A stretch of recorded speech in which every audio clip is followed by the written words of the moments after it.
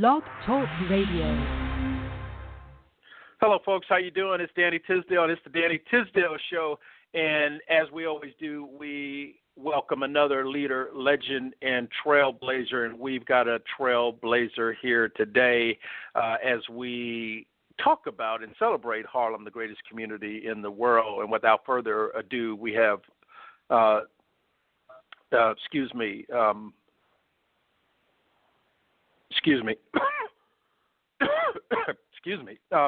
We have Lawrence King on the show. Lawrence King has over 20 years of experience in small business and economic development, along with advising clients in the Columbia-Harlem SBDC. He is currently a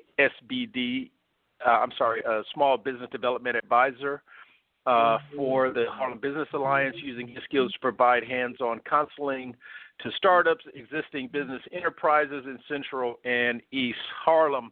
Lawrence King has done so much, but if I read the entire bio, I won't get a chance to speak to him.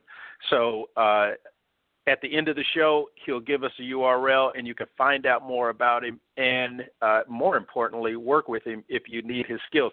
How are you doing, Lawrence? I'm doing okay, guy. How about you? I'm doing great, and I am so glad you're here with us. We're at the, as Governor Cuomo said today, and this is the 100th odd day that we are past the plateau in a downhill cycle with COVID. So for that reason, I'm especially glad to be able to speak to you. But, you know, I wanted to kind of get right into it regarding small business. And do you have an idea of who some of these small businesses are being affected? Are all of them being affected? Or are there certain businesses being affected, you know, like brick and mortar kind of businesses and delivery businesses? Food businesses. Yeah, I mean, it cuts across the board. I mean, and it cuts across the, probably severity. You can go through it in terms of severity. I mean, restaurants have suffered a great deal. I mean, granted, you know, some of them have do takeout or pick up to keep things going. They've had to, you know, a lot of restaurants have to lay off staff because they're unable to, you know, support the staff or a limited staff, that they don't need as much staff to do the takeout or pick up. So restaurants have been affected a great deal. The mainstays of any African American or community in terms of beauty shops, barber shops have been devastated as well. They're not allowed to open at all during this period, and the kind of the new paradigm when they open will be a little bit different in how they handle it. So then, you know, if you're not an essential business, whether, you know, in terms of services, you're not going to be allowed to open. You know, some like bodegas, grocery stores, they've been managed to open. In fact, the food industry, food stores, they've been probably benefited the most through this time, or they've been able to survive a little better through this lockdown as opposed to other businesses. But somebody has a printing shop, you know, businesses with a printing shop, beauty supply, you know, and you know some food stores that had limited service, they're not managing. They're not opening. So those are the ones that kind of suffered the most during this time. Well, and that's the ones that I kind of expected, and I guess depending on where you are on that level, there are loans and grants available for them. And am I correct? Doesn't SBDC and the Harlem Business Alliance, they all are providing some form of grants and loans, correct? Yeah. So there's some loan programs some loan programs and some grant programs that are available, and they keep kind of popping up. So I don't know all of them out there now. But I know for Harlem, the one is the Harlem Micro Grant Initiative, Grant Program, loan program. That's done through the 125th Street bid in the Apollo. I mean, those grants are up to $1,000. The Columbia University Columbia Emergency Loan Fund, they just have they've got two rounds. This first round, which is due Monday, is for small manufacturing businesses. But the amount of money you can get from there, the maximum you get out of there is $5,000. But those are kind of like, someone like a home-based business that makes, that does manufacture, that probably makes food, or someone, that has a business that does home care personal care products. Personal care products. Those are for kind of small manufacturing. Then the second part to is the Columbia Emergency Loan Fund is for larger based businesses, and for those, I see. Those you have to be in the upper Harlem, up here above 96th Street. You have to be a storefront. You have to at least be a storefront. You have to have revenue of at least $50,000. There's a couple other things there, which I'll identify the website. Once you go to our website, you'll have okay. I was just going to say, and we can give the website at the end of the podcast, because I know there's so much information that's out there and continually being updated. And what do you see? And I know that we're still, kind of in a little bit past the middle, but is there a few things, Lawrence, that you can mention that you're seeing that where businesses have to adapt and adjust, or are we still in it too much to kind of talk about that and reflect and look back? But are you seeing any trends, with small businesses of what they didn't do that they could have done, or to prepare for this, or are we we're still in the middle of it too much? Yeah, well, we're definitely in the middle of it, and there are ways that businesses can kind of survive or manage themselves through this period of time. Obviously, the ways that they, one way is obviously kind of apply for the various funds that are out there, that are made available. Some of them are I won't say difficult to get through, but some of them there's a process, but that's probably one way. The other way in terms of managing the business is looking at what's been happening out there in terms of how can you adapt based on the current circumstances. Right. For instance, a simple example of that is how once there was a lockdown, restaurants were able to because they didn't close completely. They managed to adapt in terms of pivoting and doing takeout only and and pickup. Yes, that was the only option available to them, but that's a way. That's kind of an obvious way in terms of how a business can adapt to the current circumstances. That's a great example too. Oh, go ahead. Yeah. Another one is as a business owner, you kind of have to look at how are people responding to the current situation in terms of what they're doing.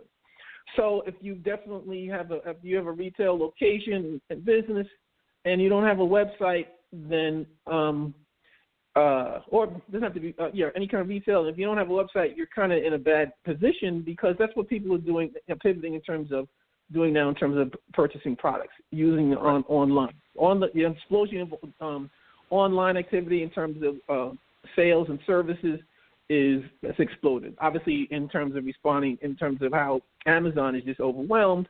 And that's a perfect example of that. But if you're in a small business, that's the way you kind of have to think about adapting to this new paradigm in terms of post-COVID. What's available out there in terms of adopting, doing online, increasing your online sales, increasing marketing, in terms of bringing people in the store, and that could be in terms of the service you provide. Another way in terms of kind of managing these profits, or this kind of the term pivoting in terms of it's kind of assessing what's the status of your business. When before COVID, this was going on, if you had some plans of expanding and moving into adding a new product line, now you have to assess adding that product line is the most advantageous thing for you to do. Lawrence, do you mean that from what it's going to cost you to do that? Right. Yes, exactly. That's one of the things. What it's going to cost you, because if you're going to assessing that using those funds might be better served in terms of maintaining below the business, or expanding the more profitable side of the business that's already existing. What can you do to do that? You know what I mean? So in essence, you say my online, my marketing, my social media marketing, or my marketing activity is not as strong as it could be. So maybe in terms of, instead of looking at adding that new product line, expanding that way, using those funds to build up your existing marketing strategy in terms of pulling people in for your existing products, or identifying what are the kind of what are clients looking for now. Again, probably to another example in terms of simple pivoting your business is that I had a couple of clients who were they were seamstresses and they were or arts and crafts. Made some. Actually, I had one client made kind of scarf, bandana hats. Simple pivoting in terms of the demand now was making masks. So as a result of that, they started making masks and using those skills in terms of sewing skills and manufacturing skills, in terms of using that in terms of meeting the customer demand in terms of masks. So, and that's a case again where when you think about pivoting, you're looking at what the customer demands are based on the current situation. And that makes a lot of sense. And I know for us, I mean, that's exactly what we've been trying to do, is to offer more of our digital services. And I don't want to call out anyone specifically, but there's a tour company that we're working with who has the virtual side together, but not the marketing side. And so we're working with them to do exactly what you're talking about, is to connect them with the digital services that we have that they do not have. But, Lawrence, I wanted to ask you, and maybe I just haven't seen it because I'm not all places at all times, and neither is, the rest of the team. But I haven't seen much for companies that are already online businesses, grants or loans for them, even though I'm not a kind of loan person to get in debt, but I have looked at grants, but I haven't seen that many for existing digital-based companies. Am I missing something, or are they not there yet? Well, I mean, Facebook has they had a grant program that kind of dealt with that. To be honest with you, I'm not quite sure what other programs are out there, loan programs. Yeah. I mean, again, the in terms of the SBA products, loan products, via the CARE Act, the payroll Protection Program, PPP, or the EDL, Payroll Protection Program, PPP, or the EIDL, which is the Economic Initiative Disaster Loan. Economic Disaster Loan. Sorry about that. Those are the two SBA product, disaster loan products. Then they will, any businesses can, so tech businesses can apply for that. I see. And those are loan products that address, if you've suffered any damage as a result of COVID, if you're a tech program and I had a client who tech company that was getting ready to start an initiative with an airline, and the contract fell. Everything froze up as soon as the COVID lockdown. So there was a loss of revenue as a result of that. And so through those loan programs, they can apply if you have to show the loss in terms of payroll, operational costs, rent, et cetera. So you can apply via that if you're a tech company. I'm afraid I don't know of any particular ones done by kind of foundations or other organizations in terms of directly for the tech industry. There's always been, recently, they've been rolling out some various grants and loan products coming from various places. So you have to keep your ear to the ground to see what's out there.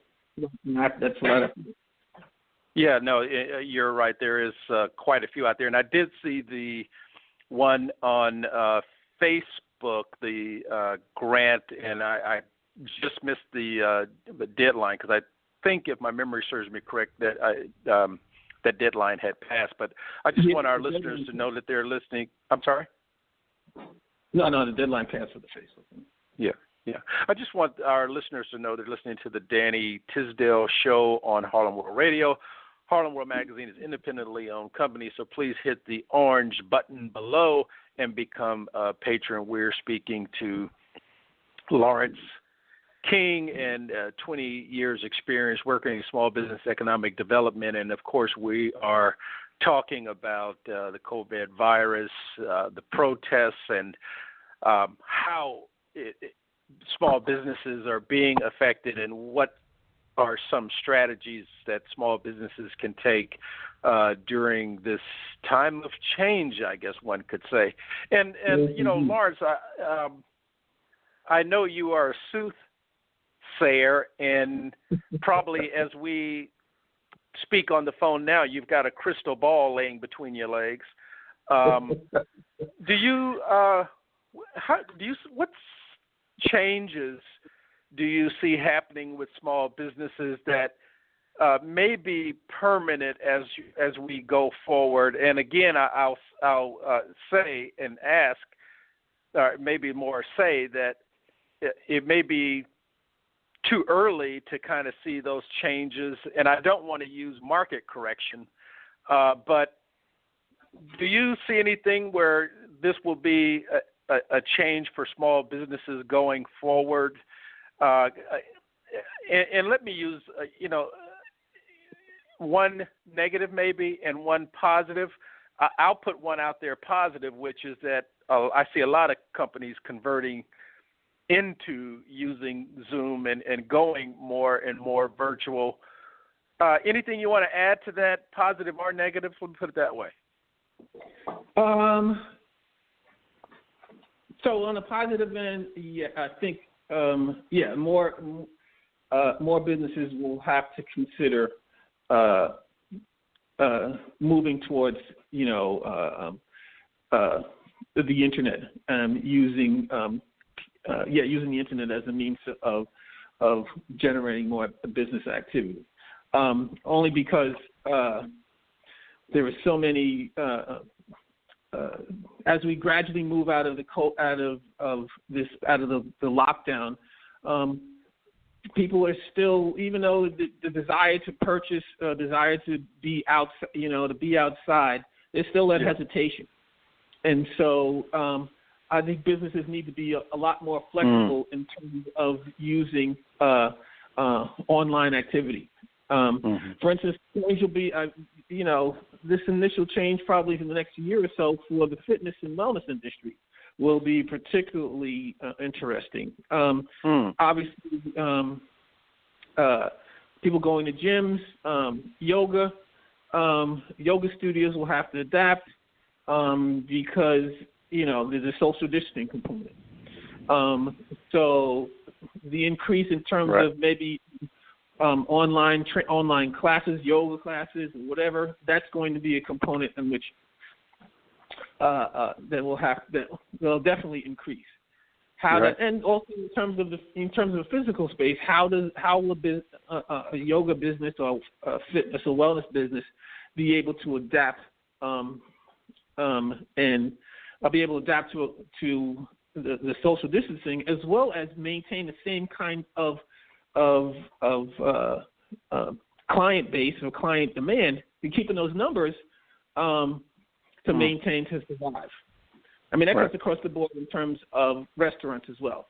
Obviously, social distancing for a food establishment, most restaurants are based on the numbers that you have at a table, but because of the social distancing, they have to cut that space, the amount of people in the restaurant in half. How does a restaurant survive as a result of that? And going back to the example of a fitness, a yoga studio. A yoga studio may be jammed, a full yoga studio of 20 people or 30 people, and the business is doing well. But now, as a result of social distancing and a lot of things, you'll have to cut the amount of individuals in the space. And does that cutting that size of individual, that's going to affect their bottom line. So do you offer more classes? Do you offer more classes? Or can you offer more classes? And so those are, so that's kind of like. Those are real. Yeah, those are real. Kind of figuring that out. That's the thing. I mean, the other side is, what I'm hoping for is, hopefully during this period of time, there will be more funds made available via the government, SBA, private institutions, that will kind of keep funds flowing to maintain the survival of the small businesses. Right. Particularly small businesses in, black small businesses or business in low-income communities or businesses of color. I mean, that's kind of like, if anything, one of the things, the unfortunate things this COVID has pointed out in terms of how best, how best the government can provide services to businesses of color is that they need to provide more funds. And the unfortunate thing came out in terms of these the SBA programs that it didn't trickle down. It didn't get down to the people that really need it, the small businesses that really need it, which is the businesses of color and local. So hopefully that's highlighted, and that's the kind of correction that needs to be done. So, Lawrence, I kind of gave you a heads up that this is going to fly by, and we've probably have about 5 minutes and change, and every time you answer a question, I have 5 more. So I'm going to try and, kind of just needle one at 1 or 2. Is what you're talking about a policy issue, or is it one thing like policy, or is it a multiple of adjustments that we all, in some ways, have to make? As we, not that we're looking at the second wave that's supposed to hit at the, during the fall, but let's say 5 years down the road. That sounds as if that's policy and other adjustments that we all make along the way. down this road? Yeah, I mean, I definitely think it's a combination of a policy change or a policy adjustment based on how the government, how the industry looks at financing businesses of color, businesses in particular targeted in particular communities. I mean, there's a whole kind of history in terms of how African American businesses have been redlined, communities have been redlined, businesses have been redlined, all that kind of stuff. Definitely. Yeah. So, yes, policies need to kind of address that in terms of how can either the big banks, the big name banks, be more of a partner with local small businesses, as well as trickling funds to local businesses, local banks, and local community, local financial institutions that have a much more closer relationship to small businesses in the community. How the funds could be trickled onto them so they can help finance them in a much more efficient way. So it has to be adjustment in terms of how people kind of treat businesses, businesses of color, businesses in those kinds of communities.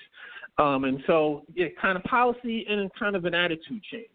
I mean, people can point to a number of historic programs that were supposed to help businesses and communities in terms of the CRA Act and a few other things, initiatives. But, I mean, I kind of feel that they were flawed in terms of implementation.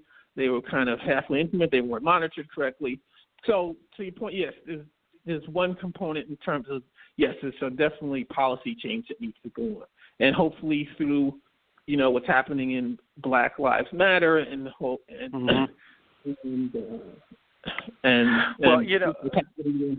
sorry.